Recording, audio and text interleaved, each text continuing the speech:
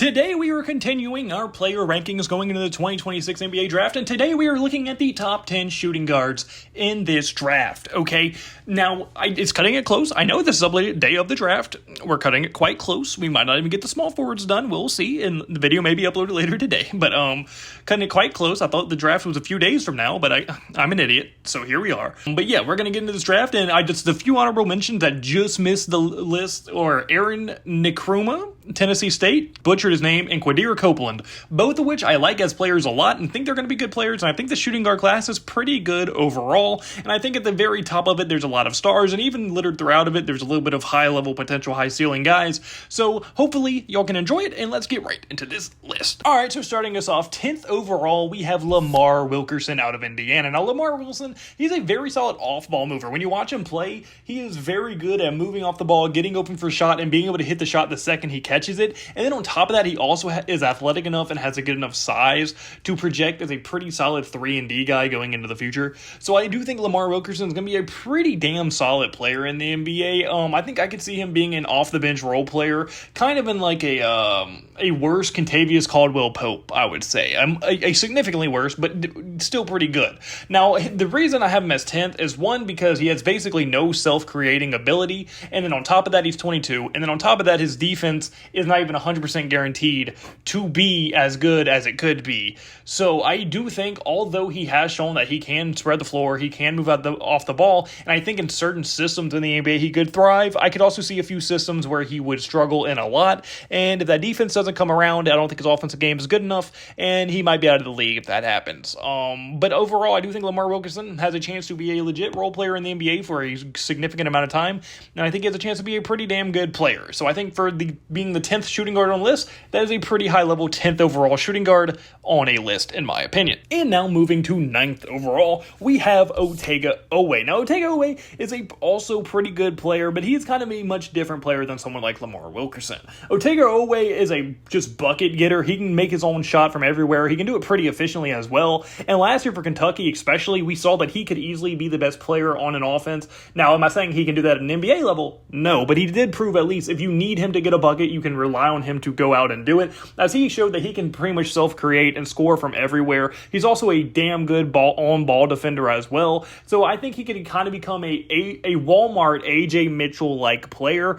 I think his ceiling's less high than a guy like A.J. Mitchell's was, and I was a huge A.J. Mitchell fan coming out of the draft, but I do think Otega Oweh projects to be a pretty damn solid player, because he can shoot the three good, he can score when he needs to, like he can make his own shot, and on top of that, he can play defense at a pretty high level. Like, I honestly wouldn't be surprised if someone like OKC ends up trying to take him, and I have him projected as an early to mid-second round talent, and I don't know if I mentioned Lamar Wilkerson's projection, but I have him also as an early to mid-second rounder as well. But Otega Oweh, I wouldn't even be surprised if he goes late first round. I just personally, due to his ceiling not being super high in my opinion, I have him right here, but I wouldn't be surprised at all if a team likes his just skill set that he brings to the table, and he ends up drafting him earlier, because it's pretty hard to find a guy like him who can play defense, and it's proven that he can be a all-around good scorer from everywhere on the court at that shooting guard position, and I think he also projects to be a damn good role player one day for someone in the NBA. But with that being done, we now get to our first tier gap of this video.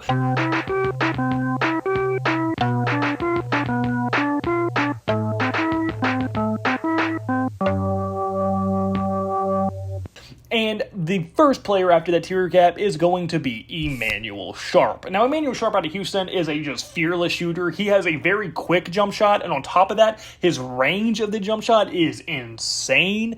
He is a crazy jump shooter. To me, he has NBA range already and plus some. He's one of the few guys that shot from deep pretty fearlessly the entire year and made them consistently. And then on top of the fact, you add on the fact that he can also self-create a little bit. Now, he's not as good of a self-creator as a guy like Oweh, but I think he's a much better shooter, and also he's a very good defender as well. So although he's not an ideal size for the position, I think he is definitely athletic enough, he's good enough with the ball, and his shooting ability really separates him from some of the guys before him, and I think he's going to have a pretty damn easy time finding a role on basically any team, because anytime you can have a 6'4" guard on your team come out and shoot the hell out of the ball, look very good, score from everywhere, shoot from deep, be fearless, and be a solid defender, that's hard to really match up with. And if you can get him where I project him to be a late first to early second round guy, I think that is a great player. To me, he's basically a prime Gary Trent Jr. clone. And that might not sound like much, but Gary Trent Jr. in his prime was a great bench player, great role player, could score the hell out of the ball, and I think that's exactly what Emmanuel Sharp could become, and I like his ceiling a lot. And overall, although I think it's not like a star or anything, I think he pretty easily is going to find himself in a rotation on a plethora of different teams throughout the league. And now 7th overall, we have Malik Thomas. Now, Malik Thomas is probably a little lower on a list of shooting guards that most people would have, but it's kind of two things. It's one that I'm not as high on Malik Thomas as some people, but also I really like the people ahead of him as well. So it's not like I have bums ahead of him. I do think Malik Thomas is going to be a pretty damn good player in the NBA. But overall, he's just pretty well-rounded at everything. He showed flashes of pretty much everything. He has a lightning quick jump shot. You can't block it. It is extremely fast. Unless you're just anticipating it and you pre-jump it, it's going to be very hard to contest it because of how quickly he can jump. He's also pretty lengthy for the position, so that helps a lot in getting that shot off. But also with him being able to play with good speed, good athleticism, have good size, can shoot the ball really fast, I think he has good two-way potential as well. And with him only being 19 years old and with some self-creation ability already, I think he showed a lot to become a real high-level starting shooting guard in the league one day. So don't get it wrong. Just because he's 7th overall on this list doesn't mean that I don't believe in him. I think he's young enough, I think his ceiling's high enough that he could easily develop into a very, very good shooting guard in this league and be even one of the steals of this draft. I just think he has a little bit of ways to develop, and his self-creation isn't there yet, but I do think he can develop into it, and I wouldn't be surprised at all if he becomes one of the steals of this draft, especially when it comes to the shooting guards in this class. So although I think he has a much higher ceiling than even some of the guys ahead of him, I do think he has a longer way to get there. So if a team has the right vision and the right development of him, they could be getting a great player. And even if they don't develop him, he could still be a pretty solid role player because his jump shooting is very good. He has good length, so if his defense comes along, he could just be a good 3-and-D guy as well. So there's a lot of different things you can do with him, and I think he's going to be solid basically no matter what. I think his floor is basically a bench shooting guard, but his high-level ceiling is a borderline all-star level shooting guard. I think he could be that good. So Malik Thomas is kind of a hit-or-miss guy, but I also don't think his floor is super low either. So overall, could you argue he could be higher? Yeah, but I have him as the 7th overall because I really like the guys ahead of him. And now moving to the 6th overall player, we have Richie Saunders out of BYU. Now, Richie Saunders to me is one of the more underrated shooting guards in this class, as he has very good size, he's pretty athletic, he combines basically everything. He's one of the most well-rounded shooting guards in this class, point blank period. He's a great three-point shooter, he's a good player with the ball in his hand, he's great at getting downhill, he can finish through contact, he's pretty strong, it also makes him a good defender, and I think just overall he is probably one of the most well-rounded NBA-ready shooting guards in this draft class. Richie Saunders, to me, or Saunders, is great. I think he was underrated because he played with AJ Debonsa, so he kind of got overshadowed, obviously, but I do think he was one of the unsung heroes of that team, and when he went down, BYU definitely became a worse team. I think Richie Saunders is a great player, and some team is going to love him, whoever they get, because he plays hard 24/7, and he's skilled on top of that, so I think he's probably a mid-first round projection. I think he should even go a little bit earlier than that, but I think that's where most teams are going to probably consider picking him. So I do think that Richie Saunders is going to be a great player. So although I don't think he's going to be a star, and I don't think his ceiling is as high as a guy like Malik Thomas, I think his floor is much higher, and I think overall he's almost guaranteed to just be a very, very solid role player for somebody one day, and that is very valuable to get at the 6th best shooting guard in the entire draft class. And now moving to the 5th overall player, we have Laberion Philon. Now look, Philon, could you argue he's a point guard? 100%. A lot of people would, I think public sentiment is that he's a point guard. To me, when I watch him play, though, I only see Lou Williams.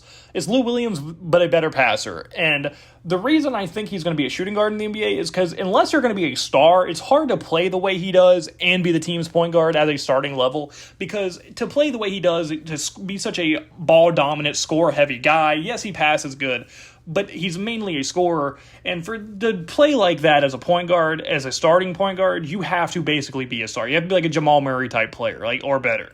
But that's not what I think Philon's going to be. Am I saying it's impossible? possible he becomes a star and develops into it? No. I just don't see him getting into that, but I do think he's a great player, and if you get Lou Williams with the 5th best shooting guard in a class, that is fan-fucking-tastic. I think if he plays off the bench in a 6-man role like Lou Williams, he could be one of the best in the league one day at that role, and then even if he slots in a shooting guard on next to another point guard, I think that could be a great backcourt partner.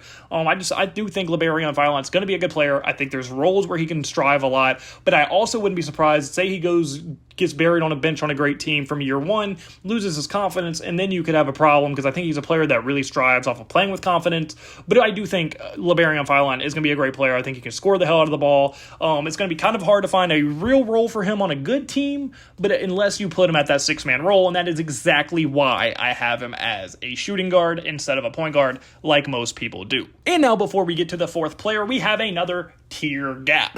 Free ponies for all Americans, one of the overlooked issues in America today. Now, this tier gap is going to be starting with Braden Burries. Now, Braden Burries, I loved him last year. I loved him going into his freshman year, and then he had a great freshman season. I think he's one of the more underrated freshmen. Arizona was a very good team last year, and he was a huge reason due to that. As pretty much the entire season last year, he was one of the best shooting guards in college basketball. It's hard to ask to see much more from him than what he showed. He can shoot very effectively from deep. He can also catch and shoot. He can move and shoot. He's very capable of putting the ball on the floor as well and getting downhill, and he has good speed. He is pretty athletic. I just think overall he could be a scoring machine in the NBA. I think he has top 10 in the league shooting guard potential one day. Now, he's not going to come into the league like that or anything, but I think that's his potential one day. And to me, I think he's very Norman Powell-esque, and I think he could play at that high of a level.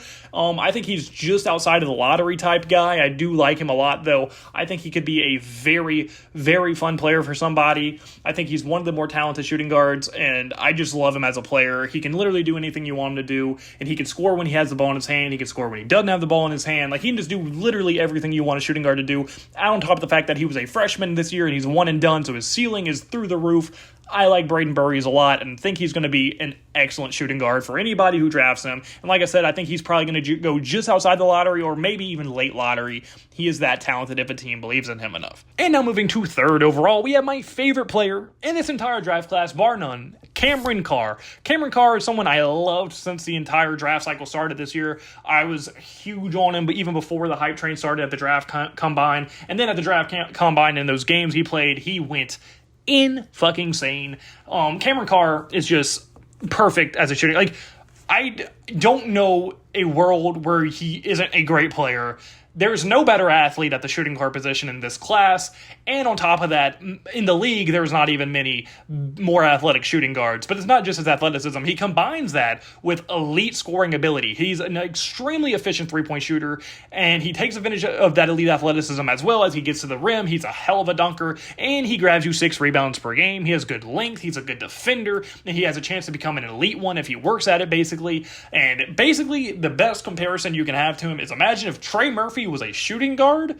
That is the exact same player. He has the exact same blueprint. He could follow the exact same path. I think Cameron Carr, the sky is the limit for this kid. I don't think he's going to be a superstar, but I think he could easily become an all-star one day because he has every tool you need him to have. He's skilled. He's talented. He's young enough to develop into that role. I love him as a player. I think he's going to be great. God, don't let the OKC Thunder draft this man, because Jesus, this dude is going to be a beast. And also, projection, I have him as a late lottery to just outside the lottery guy. And now as we go to 2nd overall, we come along another tier gap. Life goes on and on and on and on and on and on and on and on. And this tier gap is going to be a one-man tier, and is going to be Keaton Wagler. Keaton Wagler for Illinois last year was a beast. Absolutely insane. Now, he is one of the more divisive players in this draft class because a lot of people don't like that he doesn't have a fast, quick step. He's not that athletic, and they concerned that he isn't going to be able to make a lot of separation. But the great scorers really don't need tons of separation to still score, and Wagler showed that in Illinois in abundance because he is an extremely smooth and under control player. He plays with a maturity well beyond his years. He can score at all 3 levels, and there's literally nothing anyone can do to make this dude speed up. Like, he's not going to just wow you with athleticism or speed. He's not going to blow by you, but his movement and how smooth he is and how under control he is at all times, and his poise is just something that you don't see from freshmen in college going, like, you just don't see it. And he played with exactly that. I think he's going to be a great scorer, because when you are so under control and you can get to your spots whenever you want like that, without having that elite athleticism, he's been doing it his whole life. I don't think it's going to change when he gets to the NBA. I think he legitimately could become a top 10 to top 5 shooting guard in the league one day due to his scoring ability. Now, defensively, is he ever going to be elite? Probably not, due to the lack of elite athleticism that he does have. But don't get me wrong, he's also not a bum athlete. Like, he's a good enough athlete, and he can definitely hold his own on defense. I just don't think he's ever going to be elite on that side of the ball, but I do think he has a chance to be a very, very good offensive player. And like I said, I think he has a chance to be a perennial all-star. I love him as a player. I think he's going to be very, very good. And yeah, I like Keenan Wagler a lot. To me, he's an early to mid lottery talent, pretty much as a lock. But now that brings us to our best shooting guard on the list. But before we do, the last tier gap has commenced. You and me, baby, ain't nothing but mammals, so let's do it like they do on the Discovery Channel.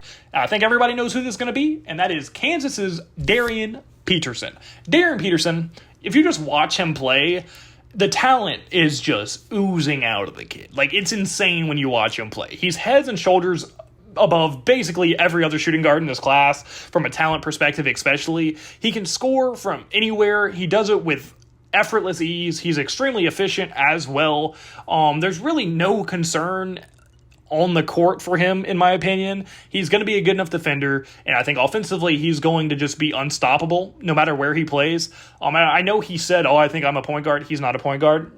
I don't think NBA teams are going to let him run point guard, but he's definitely capable of bringing the ball to the floor and doing all that. His playmaking ability just isn't elite or anything. I think he is a better shooting guard than point guard as well, so I think that's a little weird, but that's really the only concern for him, is that he has a few yellow flags with stuff he says in the media, as in, like, the fucking diva kind of, I'm a point guard. He has a little bit of diva to him, but if he's talented enough and it completely outweighs it and it doesn't affect him on the court, it's fine. It's just something you're going to have to probably deal with. And then also, he may have injury issues, as he got injured a good bit at Kansas, and it really hurt Kansas actually. But I do think they weren't serious injuries, and I think he was just being really conservative. But if that's not an issue, if he can stay healthy and he's not like Antonio Brown level diva, I think his talent is insane. I think he's by far the best shooting guard in this class, and I think he's going to be an absolute beast, probably a superstar level player for basically whoever he joins, and especially if he goes somewhere like Utah, where he fits perfectly with them. So that would be a pretty fun fit. He could go anywhere. I think Peterson's going to be a stud. But that's going to be it for this video. So comment below. Do you agree with me? Do you disagree with me? Want thoughts in the comment section below. Hit the like button, subscribe button, and the episode. Road to me, and I hope you have a blessed day, because I had a blessed day, so you need a blessed day. I'll go to God. See you in the next video. Goodbye. Boo, blah.